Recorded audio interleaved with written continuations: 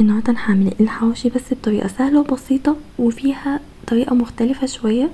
جبت نص كيلو لحمه مفرومه، والبهارات بتاعتي نص معلقه سبع بهارات، ربع معلقه جنزبيل باودر، نص معلقه بصل باودر، نص معلقه بابريكا والفلفل الاسود، والخضار بتاعي بصلايه قطعتها 4/4، والفلفل قطعته برضو قطع صغيره كده، والطماطم هقطعها.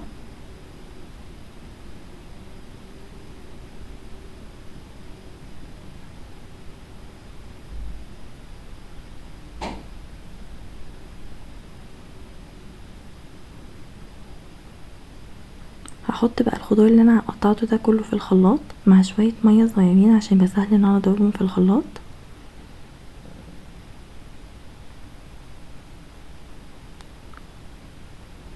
بعد كده انا نزلت اللحمه المفرومه، احط البهارات اللي انا قلت عليها، وبعد كده هنزل بقى الخليط بتاعي. وطبعا الملح على حسب انتوا بتحبوا الملح الحوش عامل ازاي، وافضل اقلب. بعد كده جبت عيش التورتيلا، وبعد كده حطيت طبقه اللحمه المفرومه، وحطيت طبقه عيش تانية، وجبت طاسه حطيت زبده، وبعد كده نزلت الرغيف اللي انا عملته، وده شكله بعد ما قلبته. وده بعد ما استوى بجد ما خدش اي وقت، وكان سهل وبسيط وطعمه كان حلو قوي. عايزين بقى انا عملت بقى دوت ساده.